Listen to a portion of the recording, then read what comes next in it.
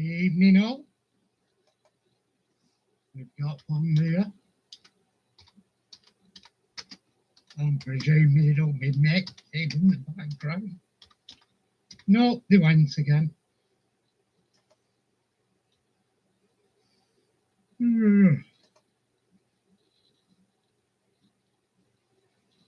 We're back. Yeah, it's a pain in the ass what I did, Valley. Chickens. So here. What I did, I touched the camera lead with something and it shuts it down. It's a pain in the butt. I'm going to switch it round to the back of the PC.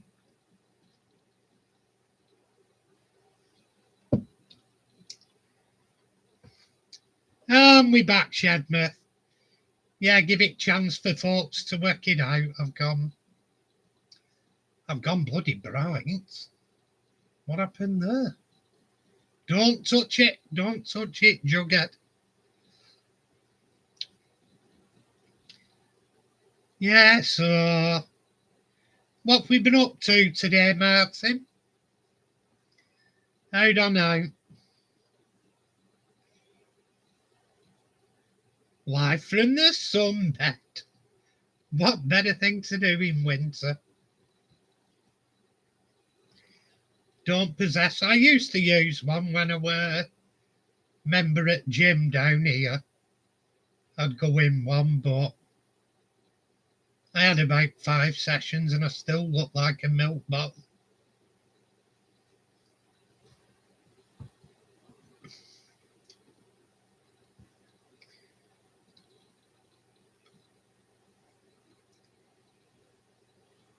Yeah, so what else have you got up to today, Martin? Anything good?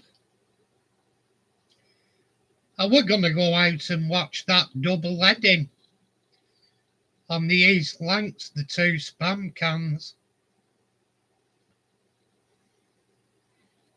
Yeah, I know. What went on there? Yeah, we're going to go out and photograph the 2 spam cans double heading, 257 Squadron and Tor Valley, I think it is. So you had a Battle of Britain and a West Country.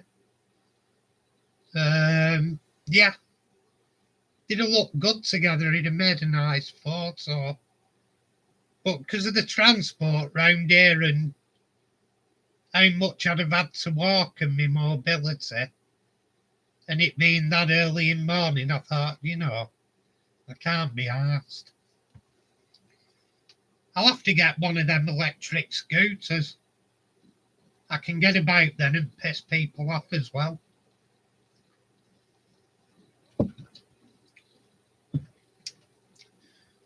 Go and run. Get out and about running kids over in my local gardens.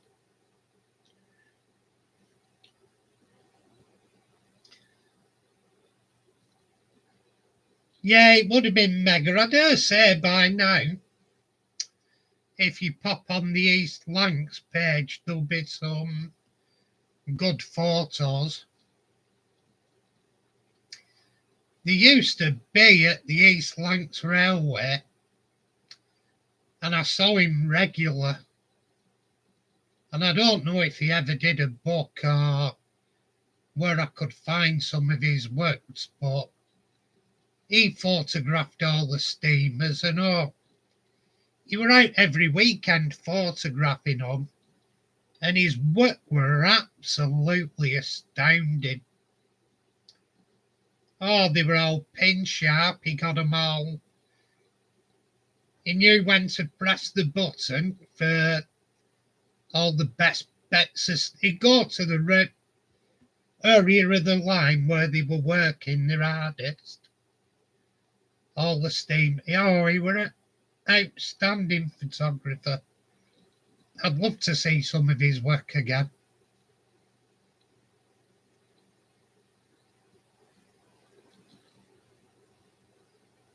God, not a V8 version on a scooter.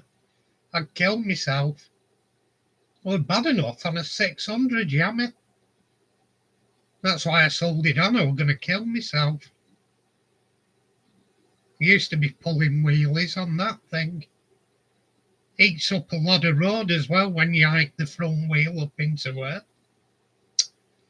You need dual carriageways and stuff to be behaving like that. Because a lot of ground gets eaten up in a quick time.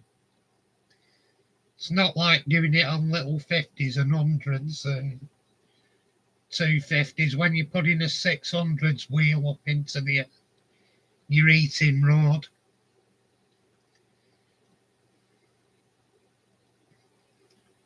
Great fun though. Biggest problem as well is when you wheelie it, you have to get them back down again and stop. Because you're doing a fair old speed once they've come up in the air.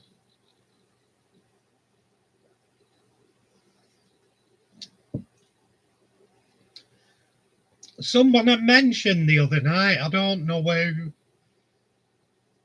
who's ever watched his channel. I mentioned it. If anybody who's on here tonight, you're included, Martin. If you pop in and check on Facebook, the Diecast and Modelers Community, and we have a tavern.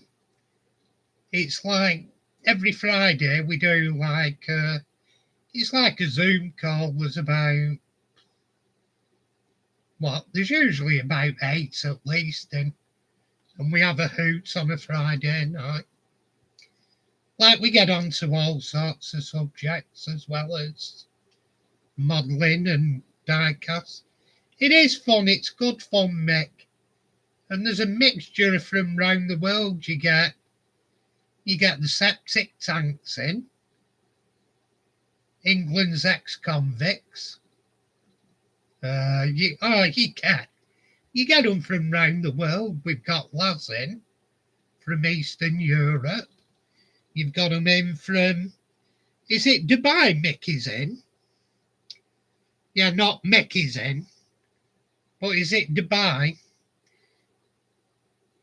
You've even spelt Paddy's wrong, Mick, and you live there.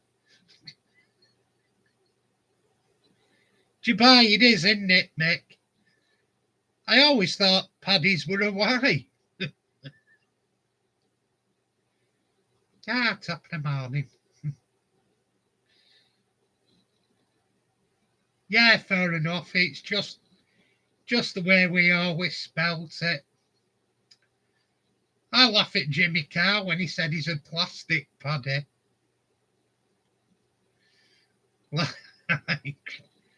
I mean, I call myself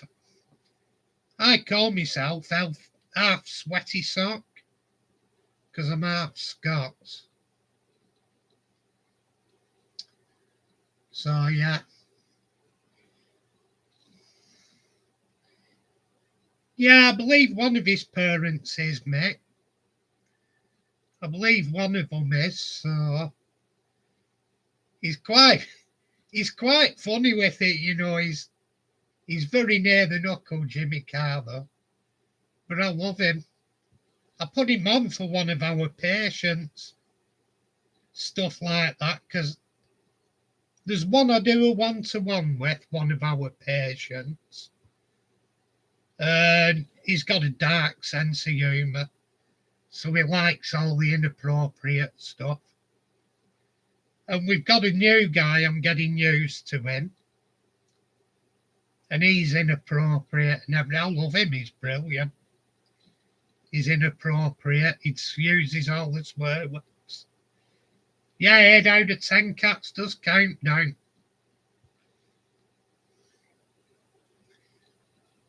It's damn good.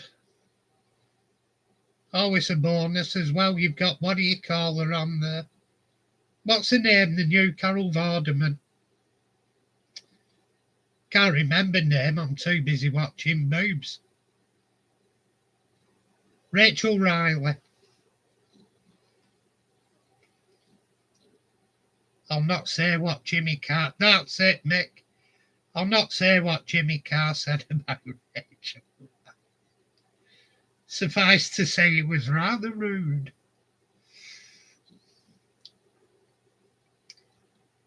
Yeah, but it's oh yeah, Martin, definitely. The funniest one I've seen on that 8 out of 10 Cats Does Countdown was when Sean Locke did that one with Rachel Riley. Even Rachel Riley nearly hit the deck laughing.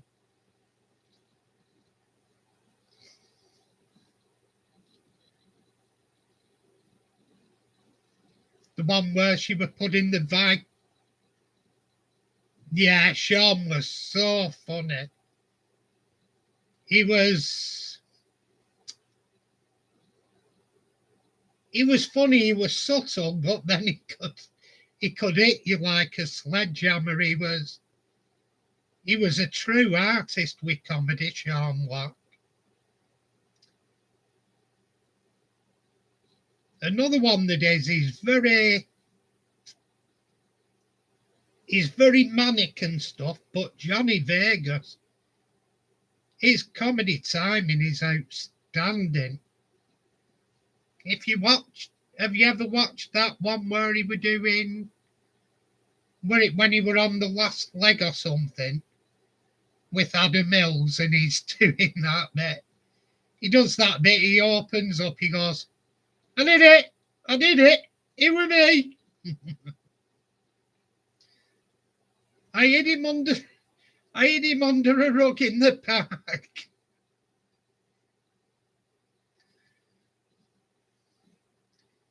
He said I shot him because he were always shouting at dogs.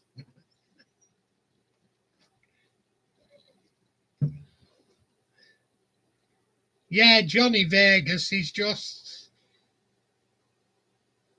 where he lived weren't that far away from me, really, Mick. Where he were from, not a great distance. You can be there in about 35 minutes. More or less neighbours.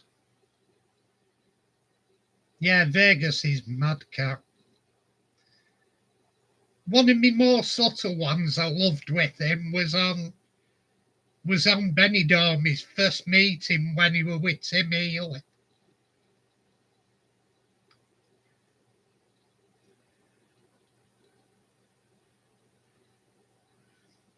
Oh yeah, he's mad.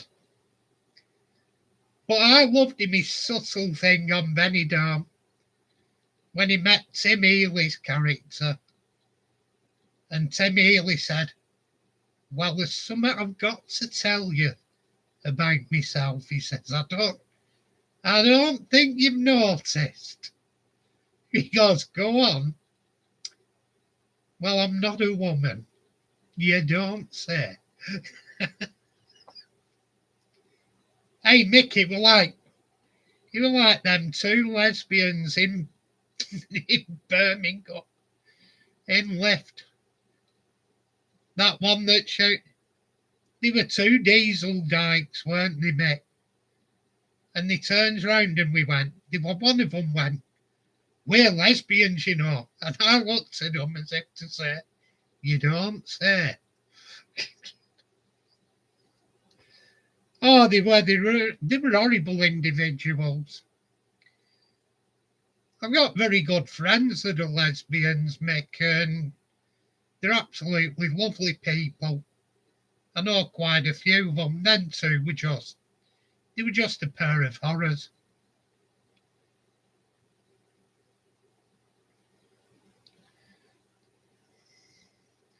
You was what, Mick, a lesbian? I think I am. Not 100% sure.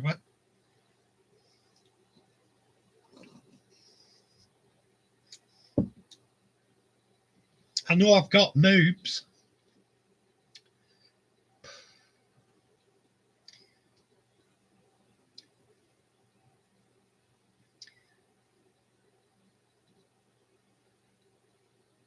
Yeah, I've got a few, mate. Got a few friends that are gay as well. Don't bother me in the slightest. In fact, some of them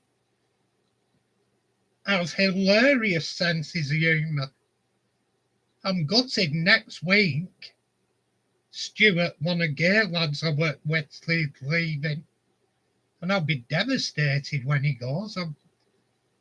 I've worked with him 6 years now, and every day he's been in with a hoot.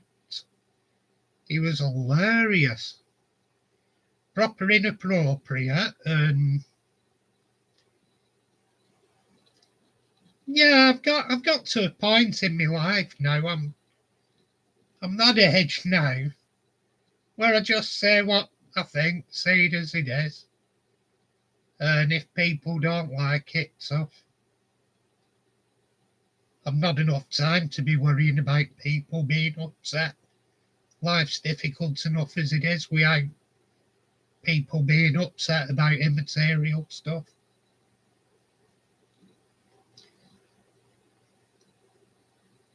That's why I'd just look at people typing in capitals in my streams and think, whatever, I'd just take it as they were talking.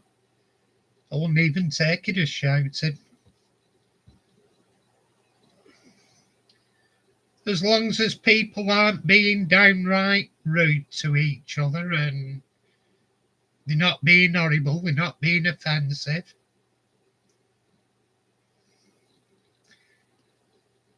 Correct. As long as they don't make it compulsory and I have to do it,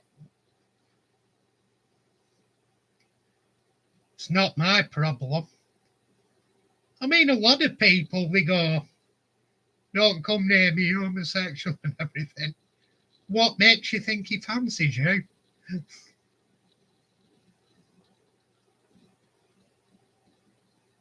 Like, you're not exactly a good prospect for him to fancy, mate.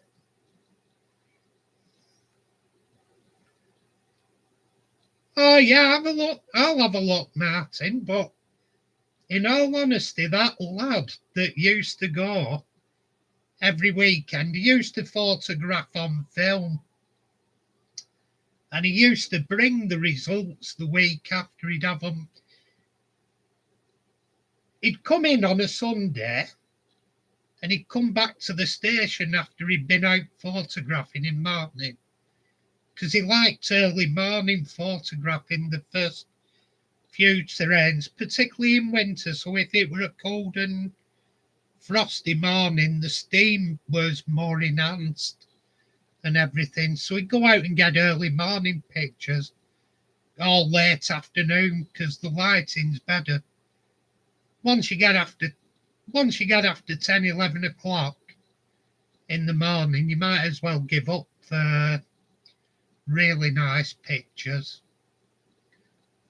Because after that, your light's getting towards the zenith and it's unflattering light for photography. You want it early morning or later evening as it's rising or setting to get good pictures. Like I say, I fancied going out. I just couldn't get me. By the time the buzzer got here, what I'd have had to do, I'd have photographed the first train out at Bury. Then I'd have probably got the second train, which were a diesel, catch it up to Burrs, then get off the train at Burrs and catch the double header coming back, which, for what I wanted to photograph, none of it would be any good because I think going up, they'd have been loco first, but coming back, which was where I wanted to photograph them, they'd have come back tender first. So I could have spent a few hours in Brown Cow pub, in middle of country pub, and waited till it come up again, but I just weren't into the idea of putting that much time into it. I'll tell you a good place to try, Martin. If you're looking for photographs, try either Pixoto is good if that's still around, or Flickr. Flickr's a good site. I post on there.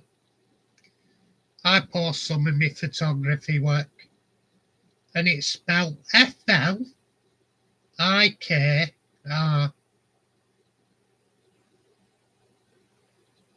I'll just type it in the comments.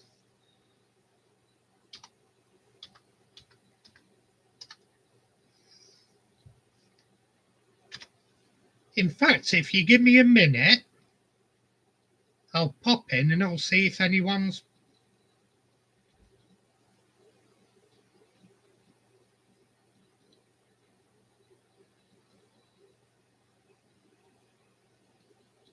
You know, I love that, but you'd never mentioned it before, and this week I was watching a video and your head popped up and went, oh, there's a freight train.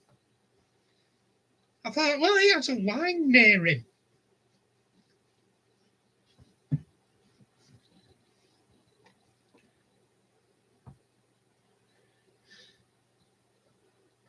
I don't know how much it'll cost me to DCC all mine. I've got nearly 200. I've not worked it out yet, Alex.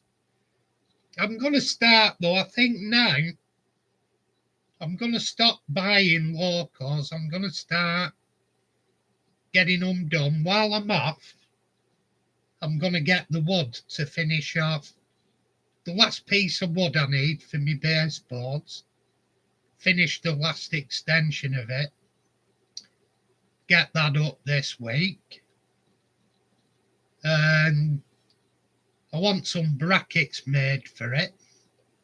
But I may well start working out the track this week. I think I'll buy a box of Flexi track, to be honest.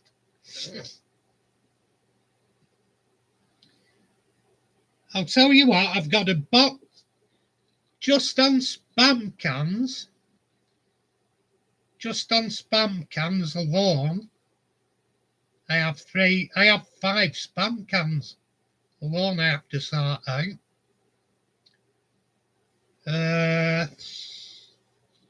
Let's think, I've got about 3 hauls.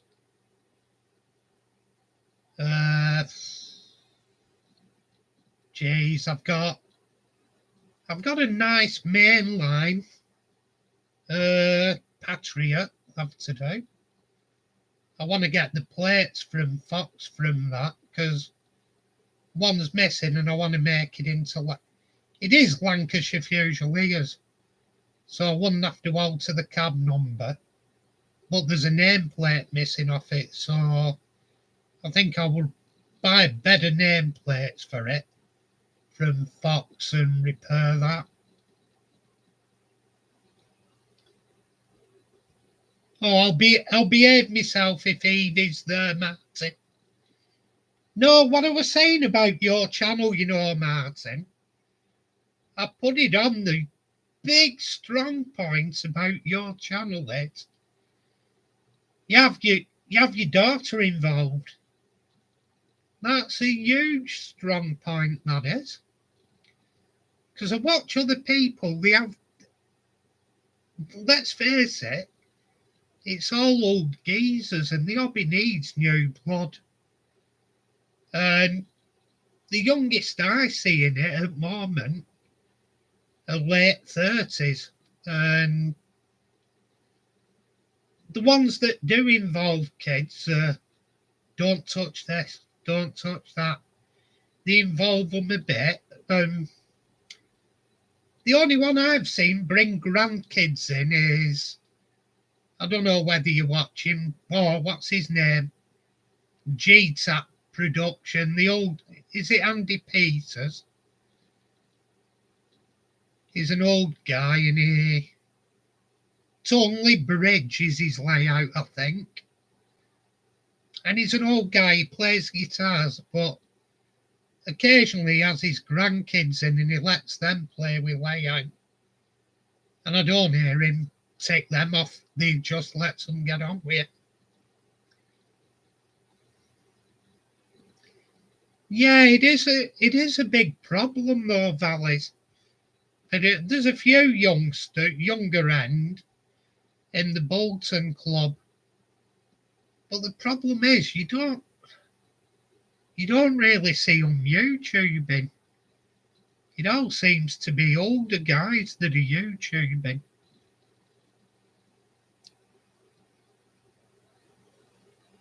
Older guys and older women. There's one. I'm not saying, but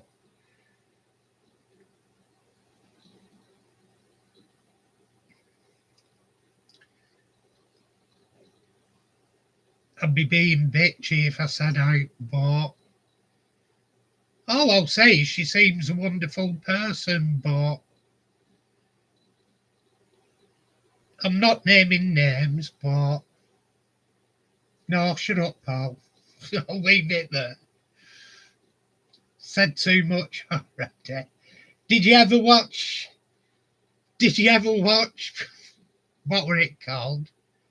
Bottom. When the bookie comes in and they called him Tight Lips.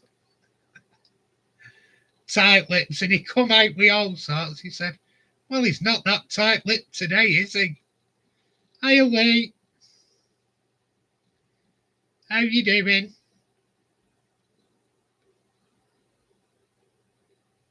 Oh, is that Bolton, Lee?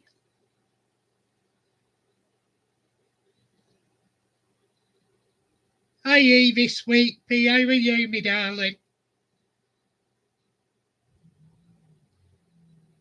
Oh, good to have you aboard, fella. Yeah, there's one of your members asked me if I'll post them out to him tomorrow on email. He asked for the stills I took. If I'm off, I'll probably come over to another open day and take some more stills.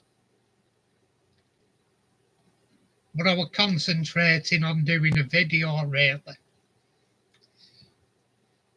But I prefer taking stills. Do something a bit more artistic with them.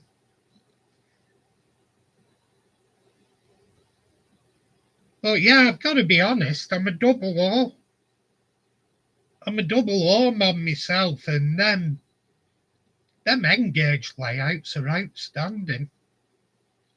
Couple of good N-gauge layouts.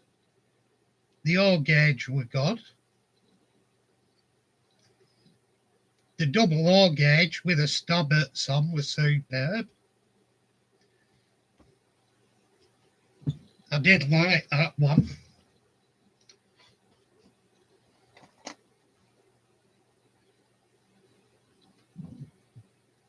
Yeah, Foxy's lineup's very good. I'm thinking of getting some Fox plates for that prairie. And then I was thinking of doing it as a weathering project.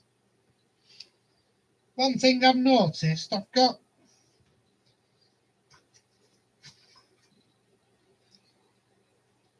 I'm presuming, hang on, don't matter that side.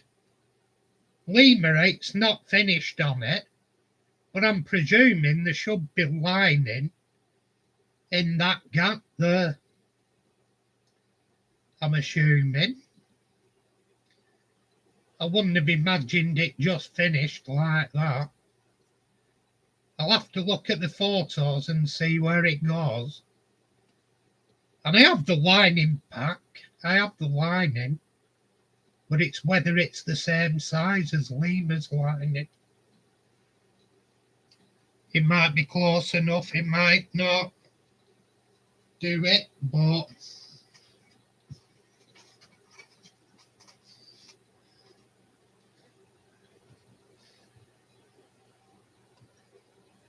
yeah, I'm thinking of doing that as a weathering project.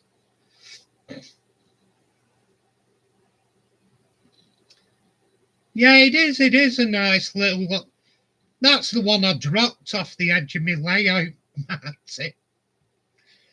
It went warp speed 9 round the layout with a new CD motor in, then bolted itself off the top end. I thought, God damn it, I better put some walls up there before I fly anything expensive round.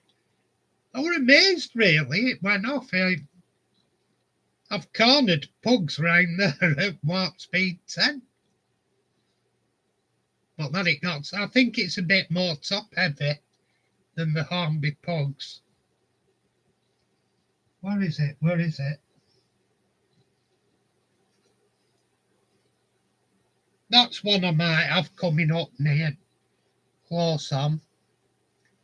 It's one I bought off eBay. There's no motor in it. Someone's took the motor out. They made their own deck. They've either made their own decals or they've not realised the decals and cut round them. But I can't see them thinking that if they're a good enough modeler to do that sort of work, they know what a decal is. Unless they've just not bothered buying them and printed them themselves. They may have just printed them on paper and stuck them on, I don't know. But what I want to do, I want to clean all the wheels on it. It's no motor in, some of the bits are missing inside. Put that back in, reinstate it, get it running. It needs another handrail and knobs on that side. I've got all them. I've got the brass handrail knobs and some guitar string I can sort that out with. Yeah, no, you do a good job on some of your decals, mate. I know you print them on A4.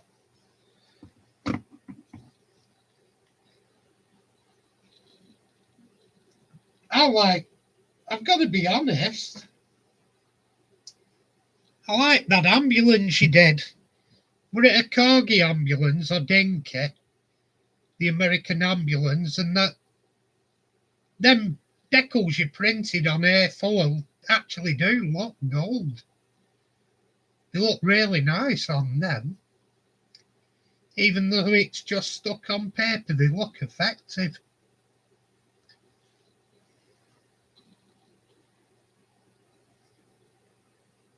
I've seen somebody in Ore Valleys do one of the pugs in Great Western livery, and it looked good. Mind you, in the 50s, by then, they changed over 47, so it had been BR livery. Our area with a stamping ground for pugs around the northwest, especially around Salford and Manchester. Manchester Docks would have had them.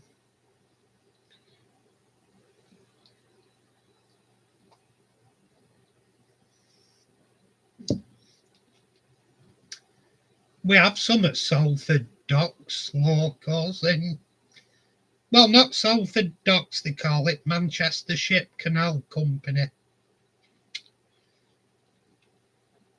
We have one of them. One of them I have a very long lifetime connection with. For many years, it had been Thomas and Bury's lost the Thomas license, I think. Or not lost it, they just won't pay to do it, I don't think, anymore. So the Thomas they had, it used to go everywhere all around the country because it were about the best Thomas in the country at one time. But they've put it back into its proper Manchester ship canal colours, which it isn't really fully properly because it used to have Gothenburg plates on it. But in its original colours as it was in Bury, in its it was in green and lined out and had red name and number plates on it. It was a beautiful loco.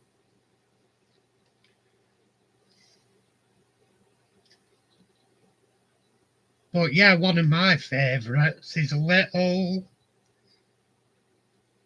I've not seen Edenbury now for ages, but a little Andrew Barclay 04, one of my all-time favourite locos. And the one that were in Bury were in green and it had gold lettering on NWGB, which were North West Gas Board, I think. He were a gas board loco anyway.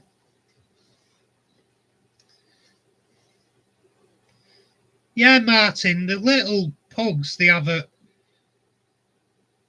couple of boxes full of them I've already done in one shape or another. I've a few new boxed ones, a few mint box ones I've just serviced. One I had to have mint boxed were Lancashire and Yorkshire Railway, because that's my stamping ground. One of my favourite railways, and I don't really have a lot of locos, but I've done a painting with one of the locos on.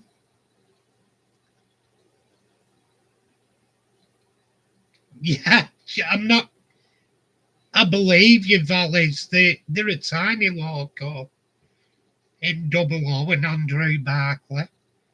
They're only a tiny loco anyway.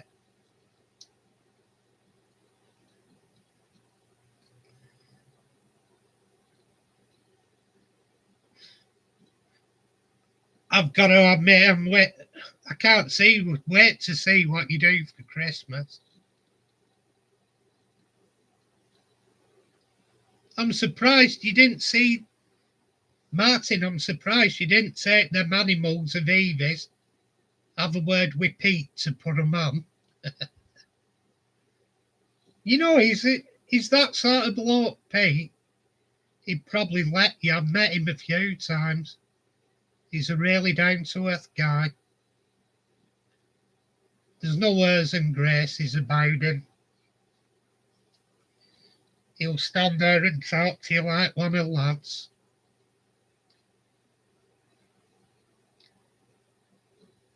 And people person, he's a great people person. First time I met him,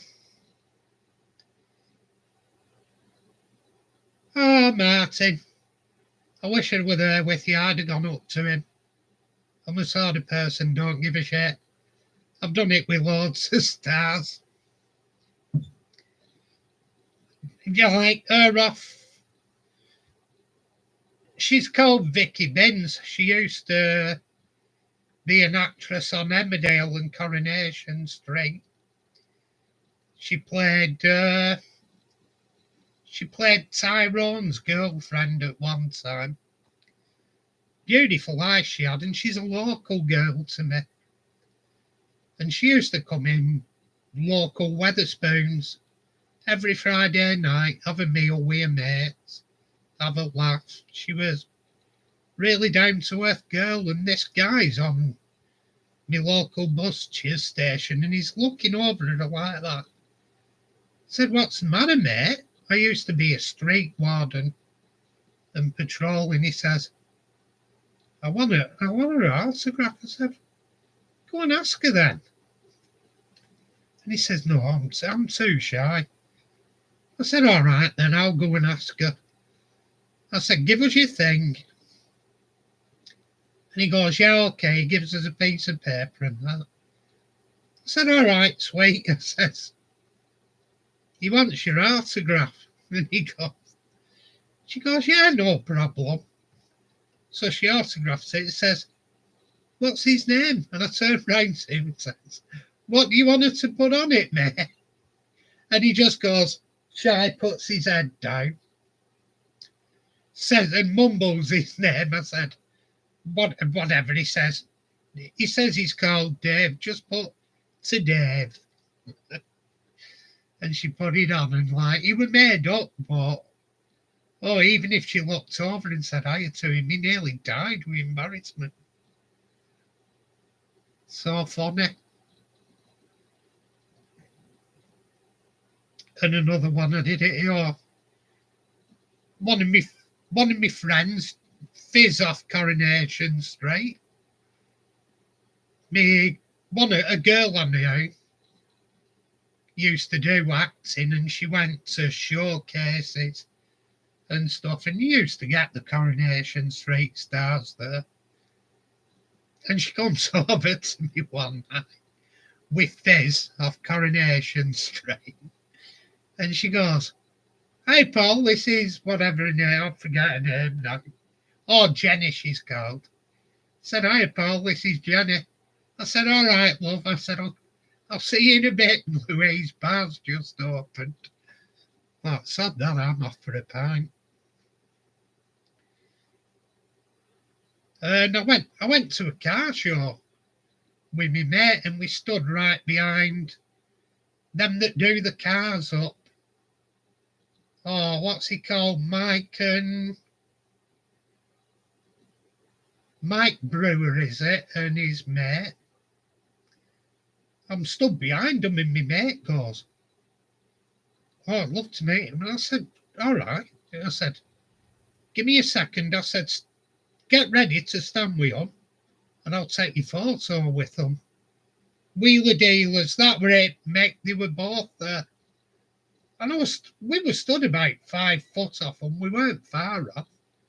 And they were just getting ready to do an interview. And I said to me, "Mate, get ready, and I'll go and nudge them and ask if they'll stand with you for a photo." He goes, "No, don't." I'd have gone up to her. Ed China, that's it. Yeah, it were Ed China. I goes, "Go on, I don't mind going on. I don't give a shit. I'll just go and prod anyone and talk to them." Yeah, it is Ed China. Yeah, they were at NEC Classic Car Show. Went down to NEC Classic Car Show. Done it a couple of times. It's a good event. Some nice motors there I'll never afford. I went drooling at the De Tomaso Pantera stand. Mate had to drag me away crying.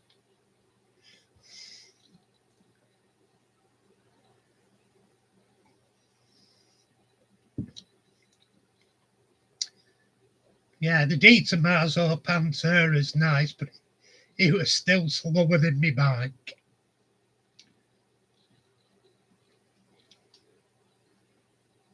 Yeah, look. I keep looking at bikes now and I'm thinking, no, don't. You've done your years on them. You've done your years. You've been lucky. You've been crazy. Yeah, they were a Ford V8 in the Pantera. Really nice car.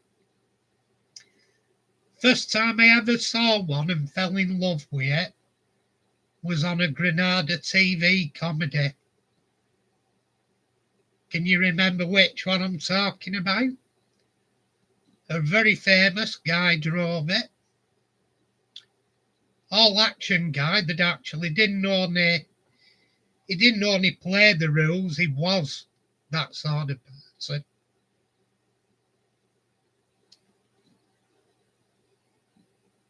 Can anybody think of who I'm talking about? One of his first TV roles was in a comedy programme. See if it was Granada comedy. See if it helps you if I say he starred alongside Diane Keane.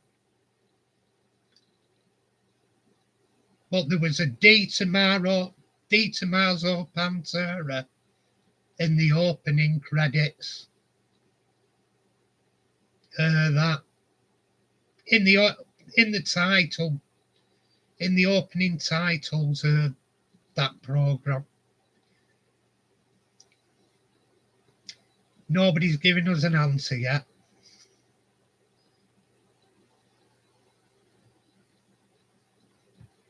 Like I say, it's a very old... It was a very old programme, going back to the 70s. Geez, 70s.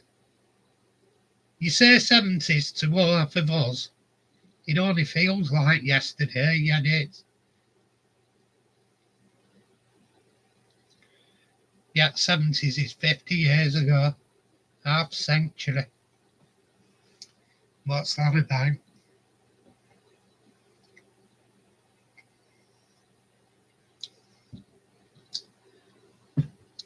One thing we did one night, me and my mate were out on bikes, and we're coming over a country road near... If you go out to Blackpool from where we live, there's a winding of... You got it spot on, Valleys. Lewis Collins played him, and I say he played the tough guy, Lewis Collins, but he didn't just play it, Lewis, he was it. He actually passed all the required fitness tests, and all the tests he passed them to get into the SAS. And any normal person, they'd have took him. But because he were on TV at the time, they didn't take him because he was too well known. But he was in the parachute regiment, Territorials, and he actually passed SAS selection. So when he plays that role on the film Who Dares Wins, it's not just a role, he had passed to go in. He could have done that job. He had the ability. Which is a thing a lot of people don't know about Lewis.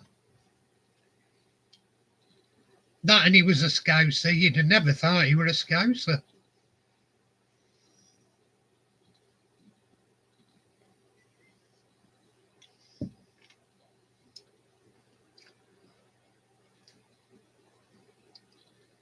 I were absolutely amazed when I looked him up on Wikipedia once, and I went, "You were a Scouser?"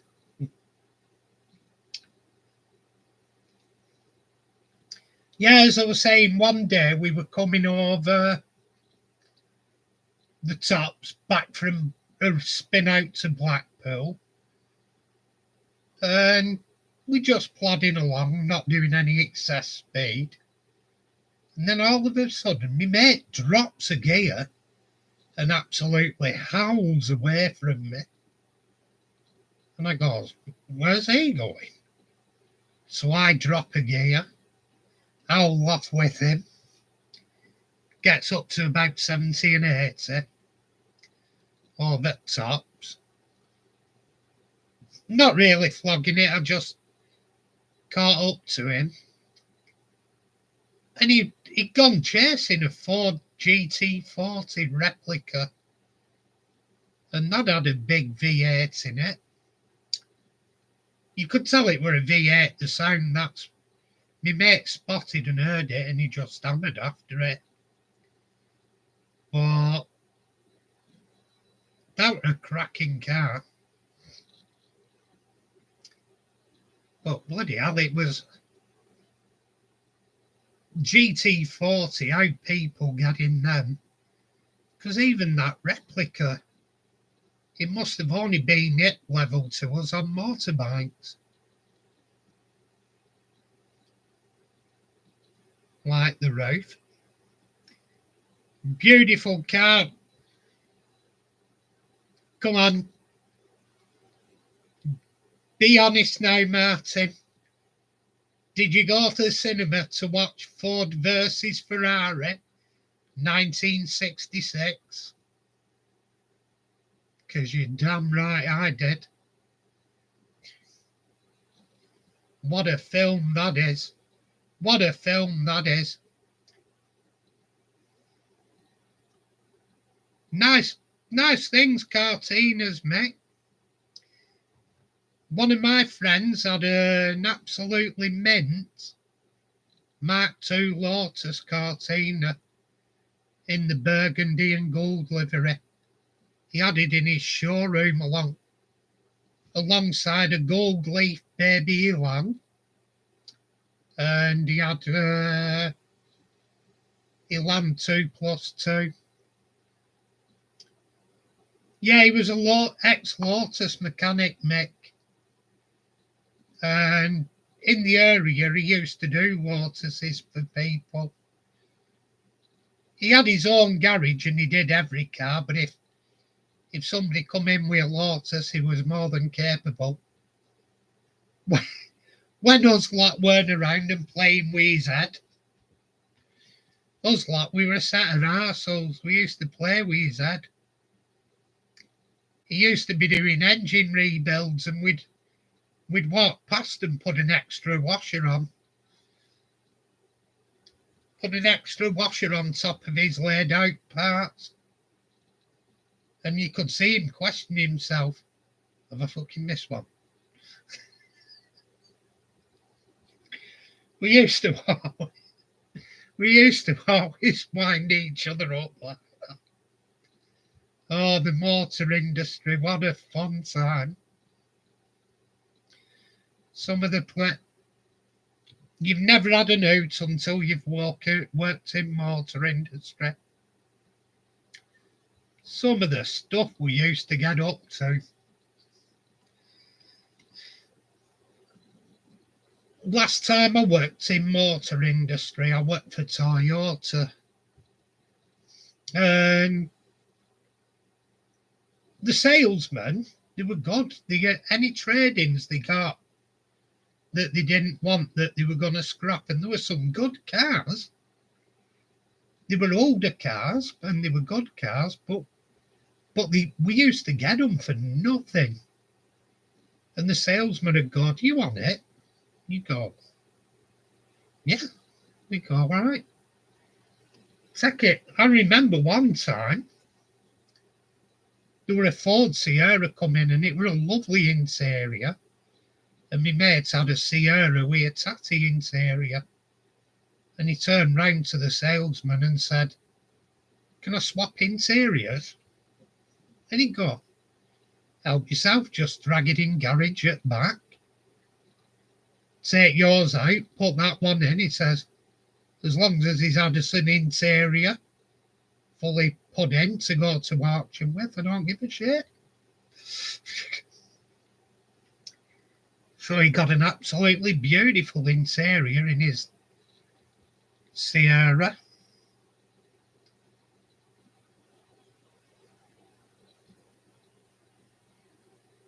It depends where you are. Some of the main dealers you can have a laugh with. Toyota was an unusual one. They had some strict policies. If you had, say you had a relationship with anyone that was at the same garage as you, they'd move one or the other to another garage. They wouldn't have you both working at the same garage. But some of the stuff we did, I can't. All I'll say is this lad I used to work with, bless him. We used to get on, but we were like itchy and scratchy with each other. We were always taking the mickey out of each other. And the endearing quality about this lad is he looked like old man Steptoe. He favoured him a bit. Like only old man Steptoe. And what we used to do to him, two of us used to work with him at a van hire company. And we used to always be winding him up there. We used to nearly have him crying, he were wound up that much. But because he fancied fathered old man Steptoe, we used to shout, Harold, Harold, over to him. Wilfred Bramble, quite correct, Mick. And yeah, and he used to drive him nuts anyway.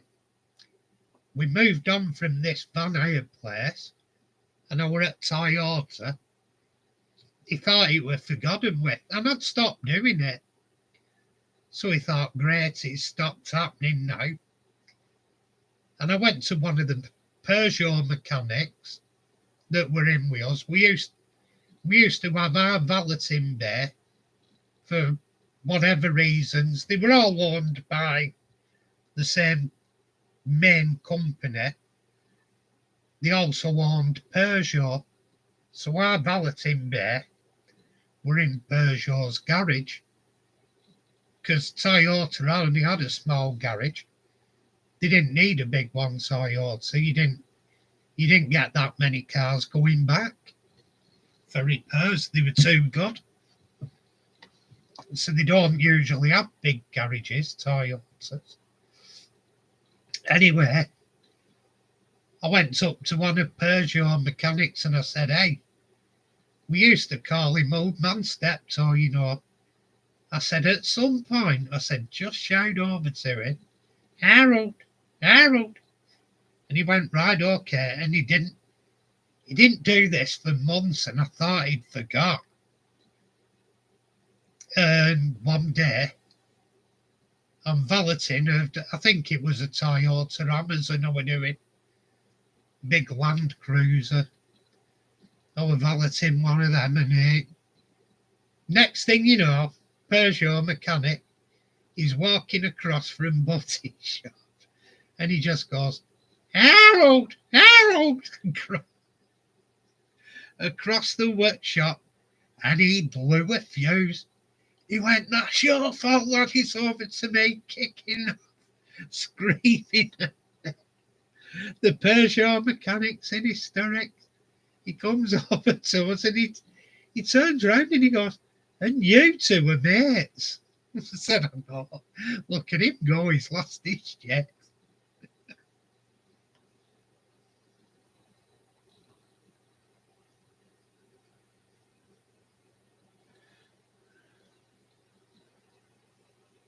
Yeah, it's normal. Our Toyota mechanics were usually twiddling their fingers. There's no lie in it. If you get a Toyota, they are reliable. I think the only one that ever come in on a recovery truck to our dealership was with a wheel bearing that had overheated and shattered. And that was through bad maintenance, not through bad product. So they swapped the wheel bearing on it, couple of hours of a job and gone out. Get on with it. They never come with any real breakdowns as such.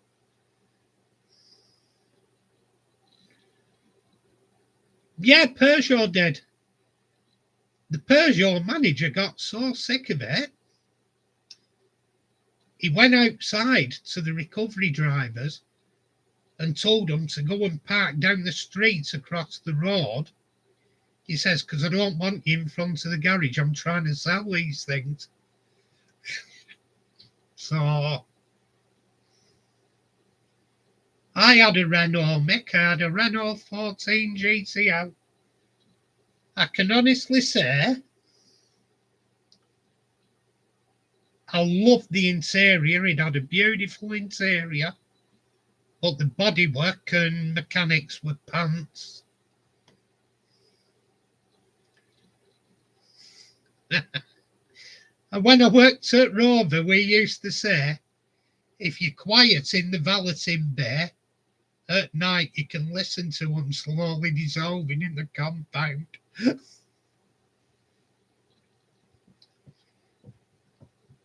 Funniest one I ever saw, Martin. I don't know whether you knew, but they made. Hang on. Let me think of the model. It was a Rover model.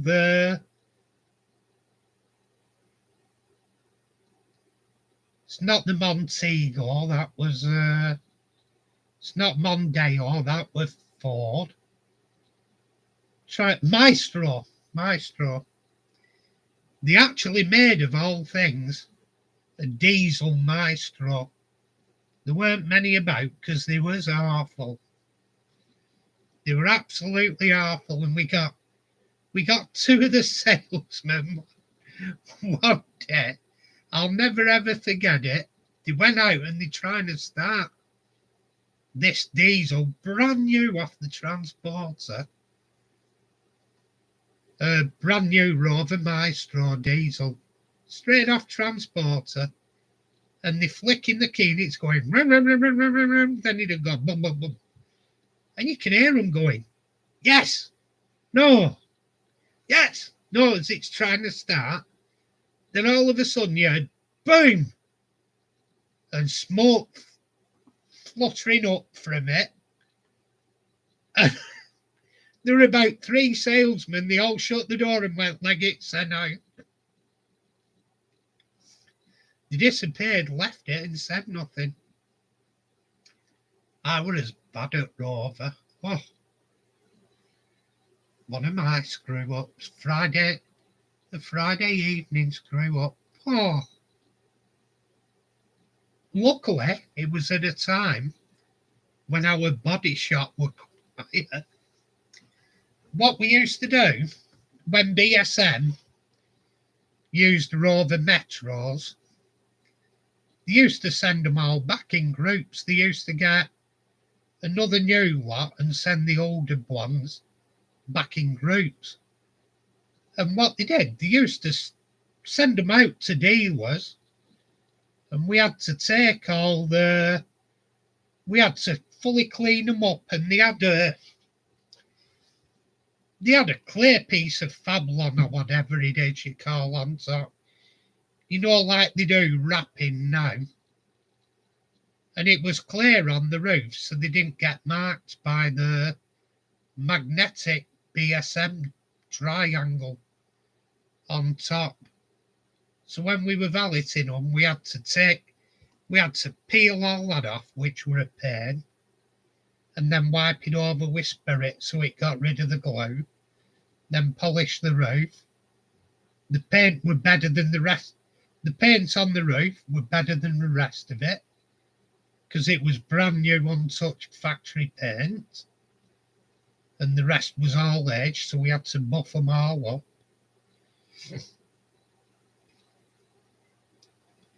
And anyway, 5 of them come in on a transporter last thing Friday afternoon, and they said, oh, we want them all for weekend.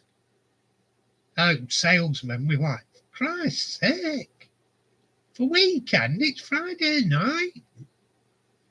So we dragged them all off the transporter, and we were doing them one by one, or that was the plan, steam cleaning them, and then driving them round to bay, putting them in bay. Anyway, we got on the first 2, and there's one on the bay. We were running round like idiots because we wanted to get home.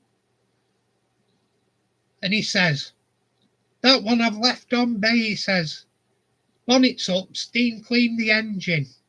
Said, start the engine and steam clean the engine. I went, right, okay. I shot over, not thinking, put my head in the window, got hold of the key, flipped the key, engine started. The div had left it in gear with the handbrake off. Engine kicked up, it flew across the car park backwards on its own and smashed into 2 others. When it's all right, Chris, they said, we've only got 2 to do now for weekend. I said, the other 3 are in body shop. Oh, look on that. I'd only took me insurance for doing on in the morning, and I smashed 3 cars up in afternoon. Shit, worst one I've ever done in trade, that one. I just watched it scuttle off across car park and went, shit, this is going to be costly.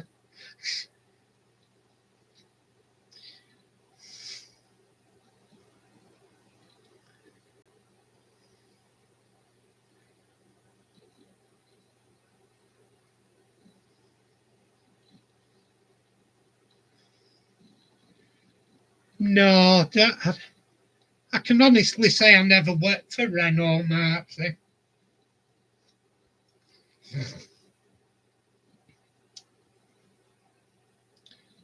Yeah, I can honestly say I never worked for them. Yeah, the Maestro. Funny story I have with the Maestro. You remember when they were brand new and they did the talking Maestro? Well, my mate bought one when they were what? I think his were 4 years old. And he were a funny lad, Gaz.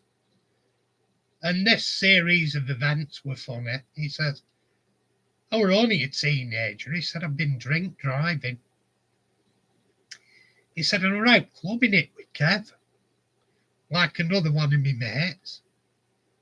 And he said, and I were in the Maestro. He said, one of them talking Maestros, he said, he told me everything I needed to know apart from there were a copper behind me when I were pissed.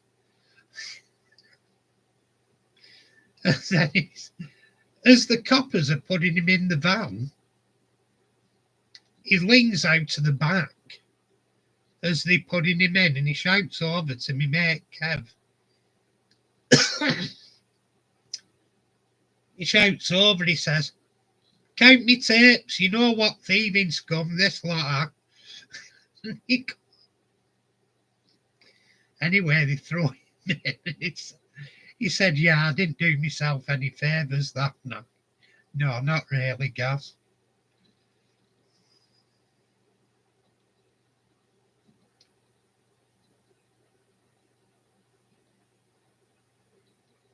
Oh, no.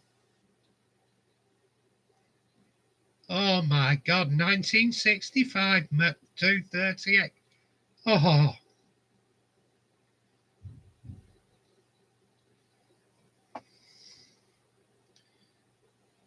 Yeah, catch you later, Martin. Good having you in, buddy. Can't wait for your next video, pal. Yeah, Valley's my friend. I've had a doing most of his cars, and he still has one of them up for sale. It's a classic that needs completing. It's had all the bodywork done. It's in British Racing Green. It just needs all the bits putting back on and completing. And he's selling it on, but that's a Jag E-Type coupe. But the ones he has an early E-Type ragtop. Like I've been in that one, had a spin out in that one. And he drives it like he stole it. So it's an enlightening experience. Because when you're moving in an E-Type and you have to brake, they wander a bit. They're not the best. It's a fallacy. E-Types don't handle nice. I don't think they even handled nice back in the 60s. They look beautiful, but they're not a nice handling car.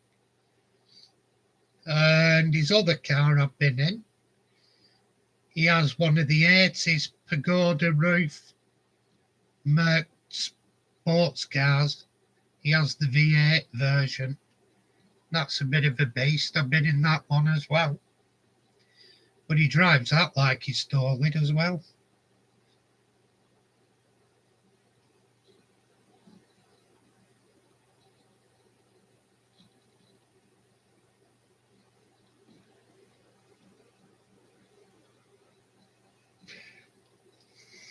But yeah, and you know something, he's got a lot of money in his garage, and you know something, he has properties and never worked a day in his life. Not a proper job, he's just been lucky, he's had the right breaks, and he's never lost where he come from either. Down to earth lad, I pop round and he just goes, hey, yeah. I went round the other day and I said, I'm just getting me pop out of me mate's car, because he has an MG midget. We've gone up for a spin in that, and he says, I'm just getting me glass of pop to eat me sandwich with. He said, sod that, I've got a beer in fridge. Love you, mate.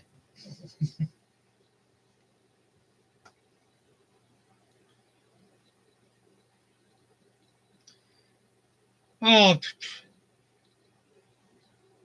none of them were good handlers, but I'd say there's a lot of saloons from the 60s handled better than the E-Type. The E-Type was a very long and narrow track. Like, very narrow track on the E-Type. Like I say, when you break in from speed, they wander for fun. Found that out all right. And his is a good, fully rebuilt example. He's fully rebuilt it.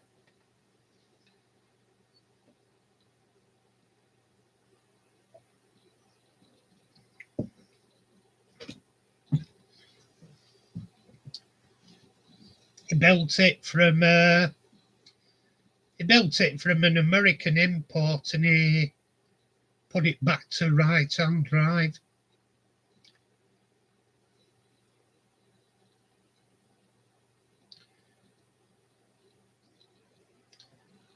Yeah, nice. Sounds nice. Fastest I've ever been on British roads were in a BMW. Or in a 7 Series 4.4. I were doing 156 and still accelerating. I'd have probably gone faster, but my mate lost his bottle and started crying.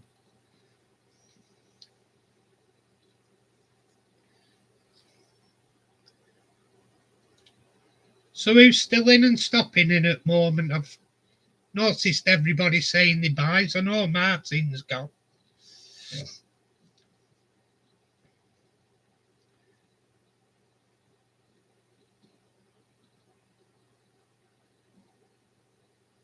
Is it just...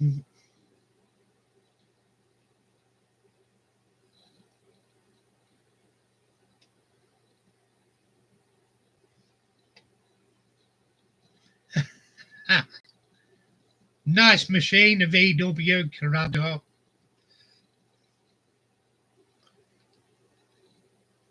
Yeah, nice machine.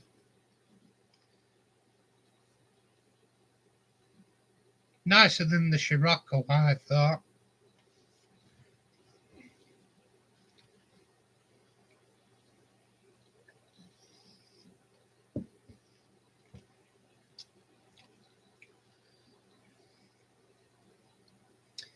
Nice.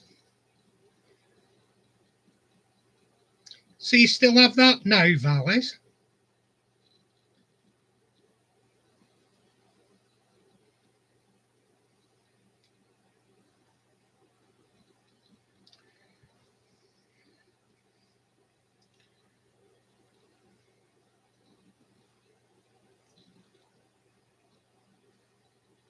Yeah, I keep saying Vallis. What's your name again? Oh, nice, cool. Yeah, what's your name again, Vallis? I'll probably forget again by next week. Chris, cool. I'll try my best to remember. There were a guy started at work last week, an African guy. And I said, what's your name? And he gave me African name. I said, I'll never remember that. He said, oh, I prefer being called Jimmy then. But why didn't you say that in the first place? I said, I'll probably forget that, but I'd have definitely forgot your African name. But luckily I've remembered it. Obviously, because I just said Jimmy.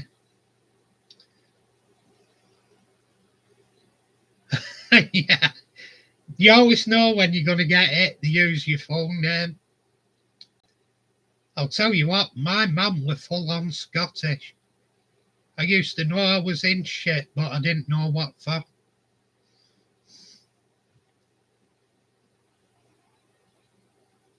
Yeah, I used to look at me dad and he'd look at me as if to say, it's no good, I can't work it out either. And she weren't full as broad Scots as they get, because she were Edinburgh and a lot of that's more posh. It's getting close to English. Yeah, catch you during week, Mick. So is there only me and you in now, Chris?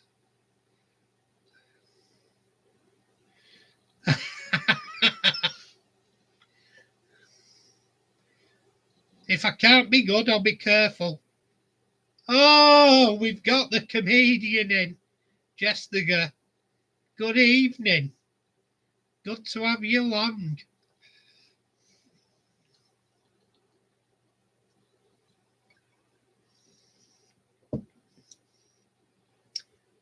I've not seen one of your comments on my stuff for a bit, Jessica.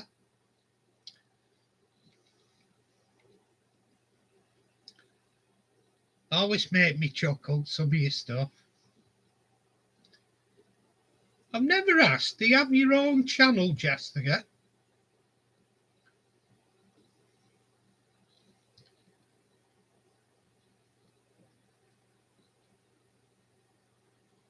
It's good to listen in background. Yeah, do you have your own channel or just follow channels?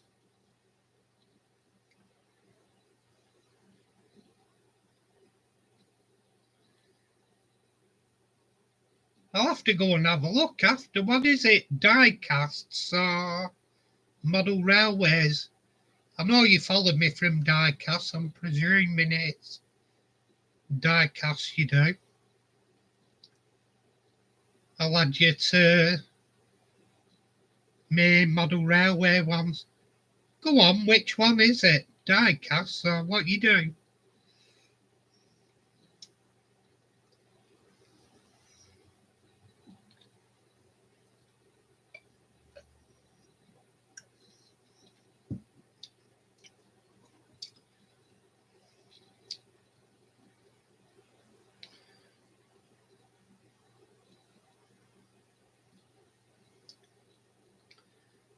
It's good being sad. At least you have something to show for it.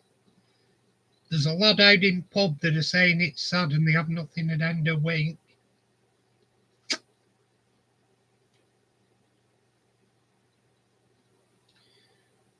At least you're doing something, you have something to show.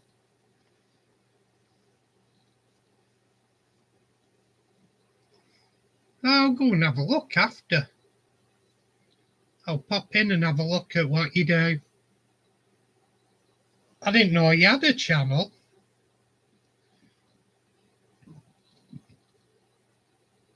Because I laugh at some of the comments you put on my videos. Tickle me, you've got a good sense of humour.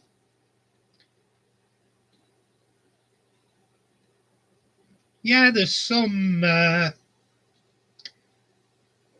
I started that way with my diecast channel.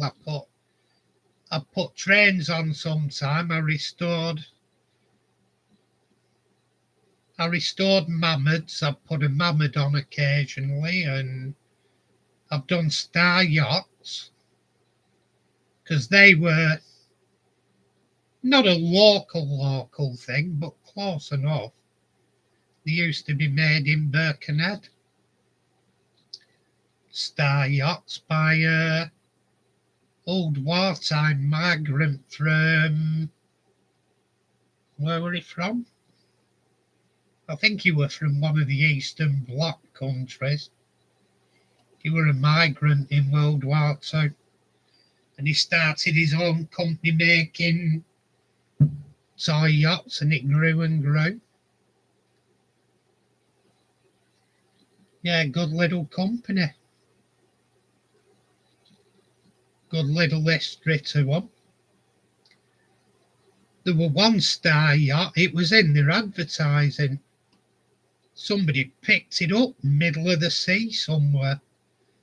Obviously must have been a kid's toy that got away, and it was found in the middle of the sea, and it were on their exhibition stand for advertising. If you look up star yachts on Google Images, there's a photo of it on this stand many years ago.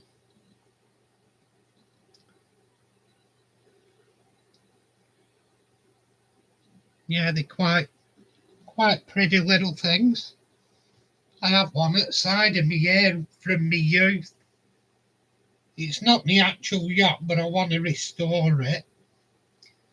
It's a Star Yacht 5, which were twin sails and a nice bit of kit. I want to strip it, repaint and varnish it, put new fittings on, then go and give it a sail. Find somewhere.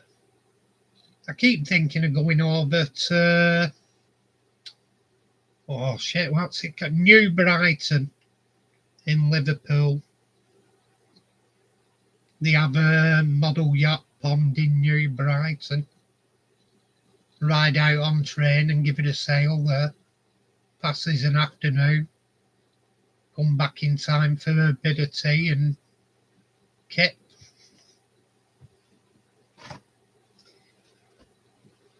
Might be an idea for me next holidays. I've got some holidays before Christmas. I might do it. I think I've got some holidays in. Yeah, they are in December. So I might go out and do it then.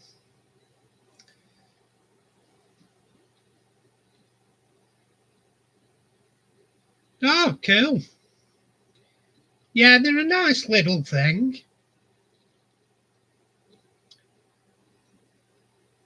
They are a nice little thing they are. What he used to do, I never thought about it, how they used to make them.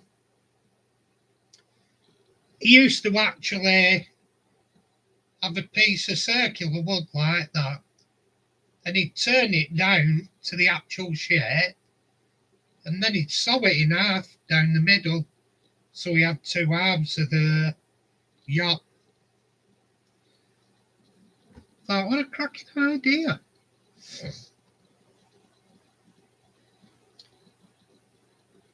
Like old simple.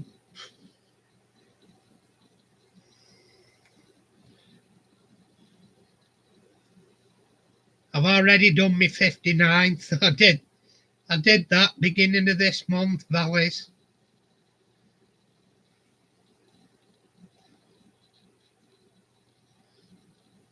No, I feel old and decrepit, Valleys. So anything I do now is just exertion and pain. I want to be a teenager again. I'm doing something for my 60th next year. I'm going to the Algarve in Portugal, all inclusive. I'll probably be pissed most of the time. All inclusive, it'd be rude not to. Yeah, I'm all inclusive. Just give me the bottle of whiskey. I'll give you back what I don't drink.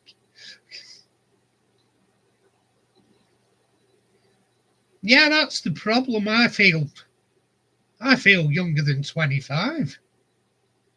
Only trouble is, though, my body says Yeah, you wish, fat lad.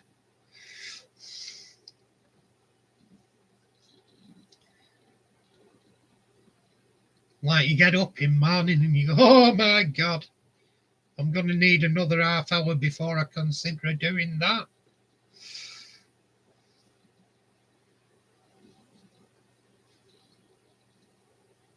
Normally, though, there is a bonus to being old. I sleep like a baby. I need 3 pisses every night.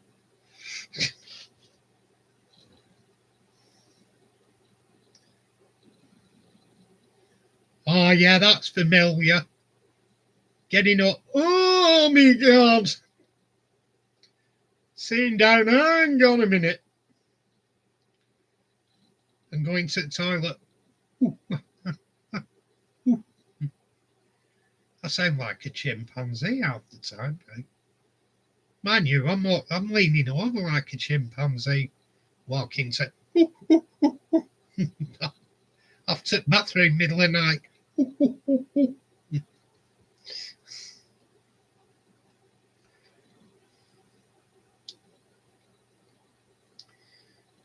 Yeah, so some people says there's benefits to getting old.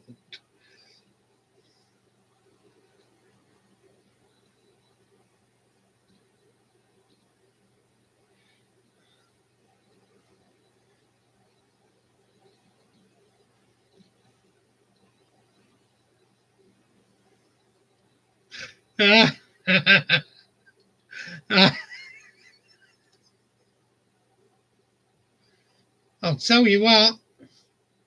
I keep thinking I'm going to face plant the floor nowadays, trying to put me undies on.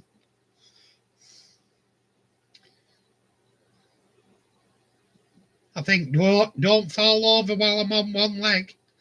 I'm going to face plant the floor. Most of the time now I sit down to put them on. You're not young anymore. You can't do this business standing like a bloody flamingo while you put one leg in.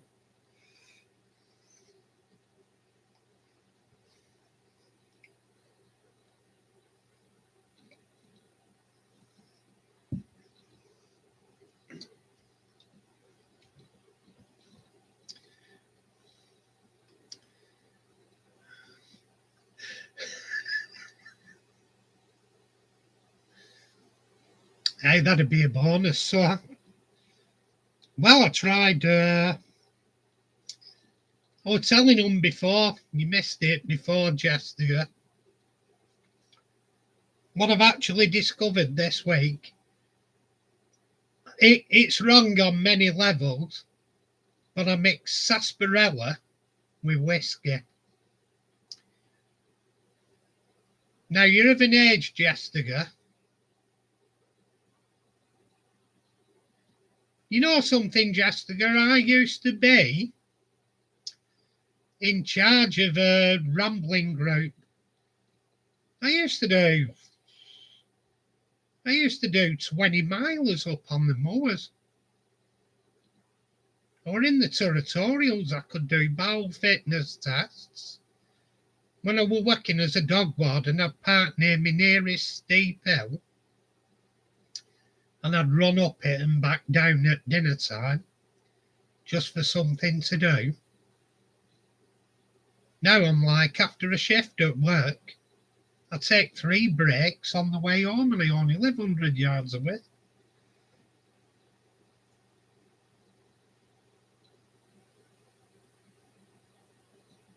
Like I say, I'd kill me 20 again. Have fitness I had back then. You'd think, no, I thought that in my early 20s, I thought nothing of cycling from Manchester to Blackpool, Manchester to Blackpool, Manchester to Southport. It was just a bit of fun back then. I won't even cycle shops now.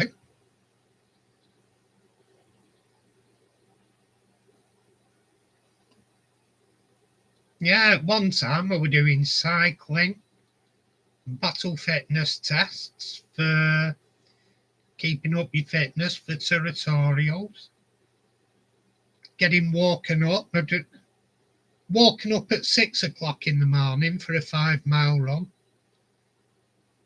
when you're in territorials. If they hated you, the PT instructors, they'd wake you up at 5 o'clock in the morning and take you for a 6 mile run.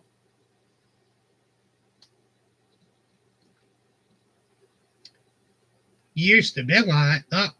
PT instructors want to kill this arsehole. We're all looking. Should we do it? I reckon we'll get away with it.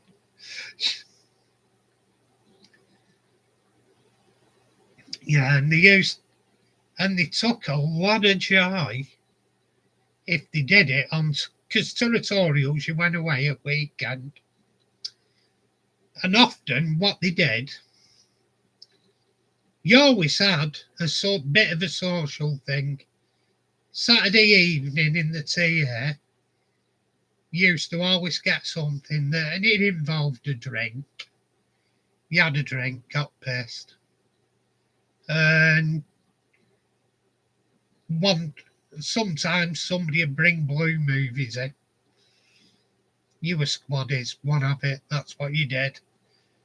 And they'd bring blue movies and a projector in, and you'd watch them in naffy, or what they'd set up as the naffy.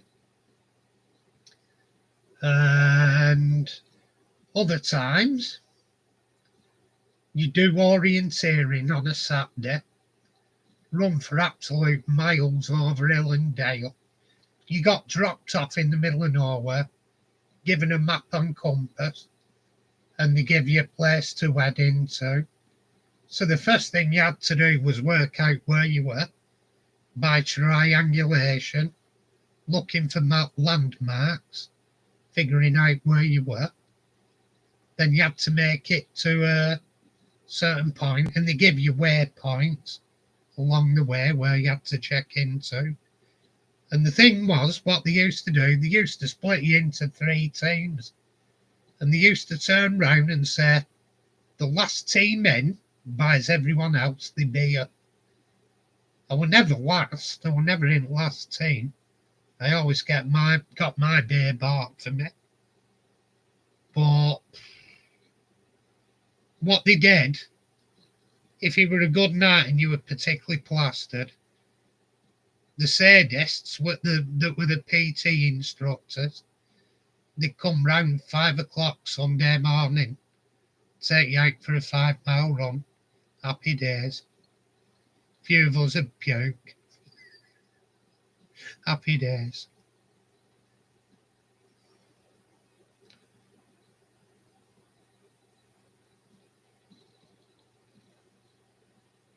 Yeah, you didn't think of it, Jester. You didn't even think about it.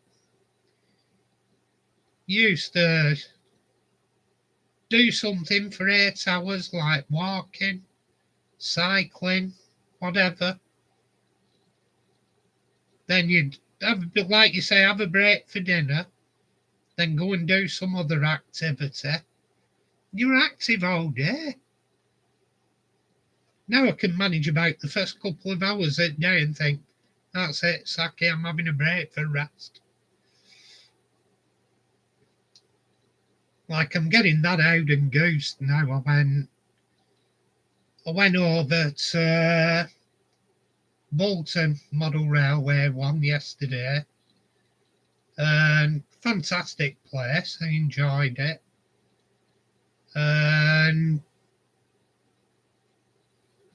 once I got home, I was just, that's it. I knew I'd done enough, because I did quite a bit of walking and standing around, but like it were active for my age now. Because I was doing filming and stuff as well, and having a mooch round Bolton. Never changes. Well, it has. It's not as good as it used to be, Bolton.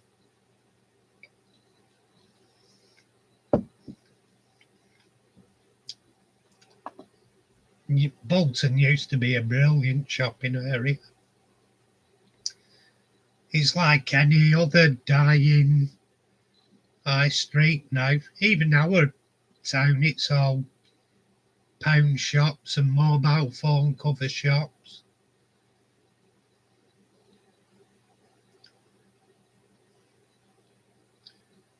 That cycling 160k, I take it.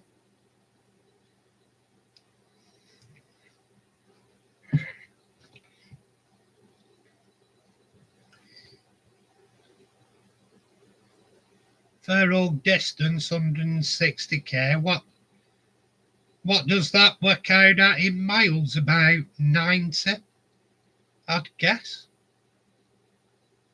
Allowing for inflation and Brexit. Yeah, I'd guess it's around 90. Not working it out. So it's about 45, rough guess, it's about 45 out, 45 back. Yeah, 100 mile, 100 mile. So for me, where I live, it's like doing Blackpool and back. So it's a fair old hike out.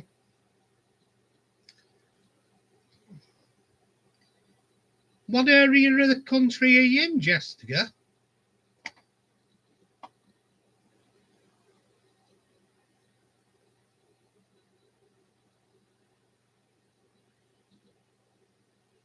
Hang on, try to remember where it, Chris, you told me called. Oh, there you are, you're in Canada. Keep your stick on the ice.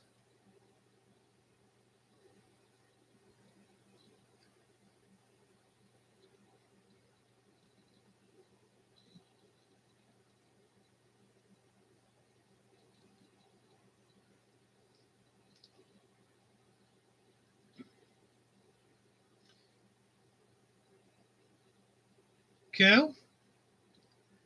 Nice place.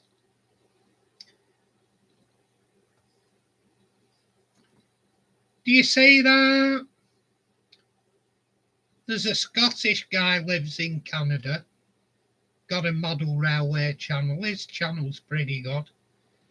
He's just started up he started it from scratch, building it from scratch.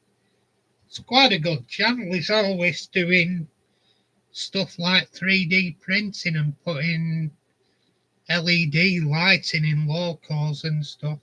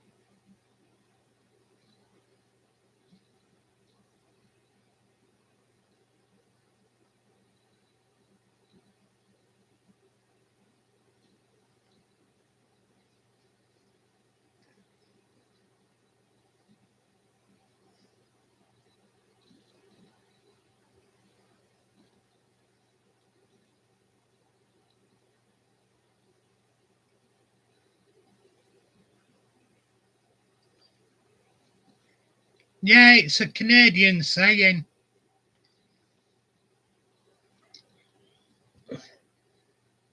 I'm trying to think of his name on die casts.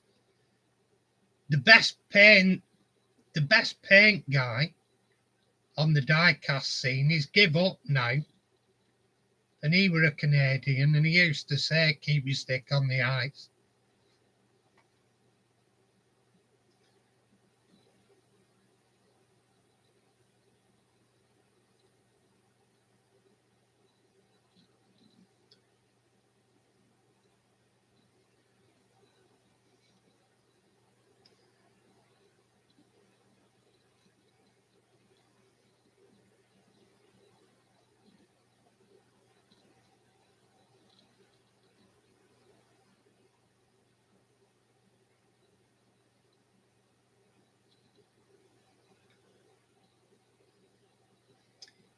I'll tell you what, if you're Valleys, do you ever watch Sam's Trains? He gets called for a lot of stuff, that lad, but he's pretty clued up. He's a pretty clued up lad, him, on Sam's Trains.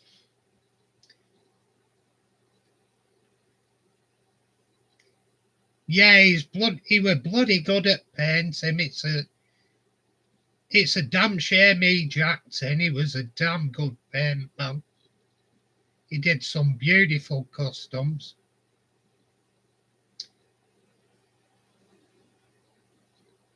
I used to wait in anticipation because the stuff he did, he made his own decals. He used gold leaf. He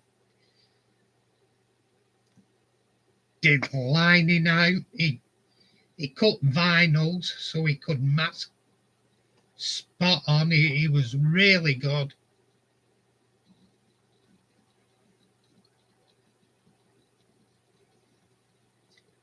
Yeah, if you want to watch it, his videos are still up, valid. If you want to watch it, he's an outstanding paint guy. His channel was called Diecast Resurrection. Oh, go in and look at some of his paint jobs. They're outstanding. He did stuff like custom sparkles and everything, and he clay coated it. And his clay coat, you looked at it and it was like water. And when the light hit his customs, all the sparkles bang. Yeah, Jester, he was the best paint guy on YouTube. Without any shadow of a doubt, no one could touch him. There's a lot do good stuff, including if you watch a lot of the Thai lads from that neck of the woods, Malaysia, and some of the stuff they do in miniature, they make all the suspension, they make opening doors, opening bonnets. Yeah, I'm thinking of shutting down now for Night Valleys. It's been great again. I'll be on next week. I'm sporadic because it depends on work. I finish at 8:30, so I'm already half an hour over, and by the time I've done a 13-hour day, I'm not in mood to start on internet. Because I'm coming in straight from work. I'll be coming in straight from work, straight onto computer. Now it's not happening. So noodles with cheese sounds good, Valley. Yeah, so it doesn't happen on days I'm working.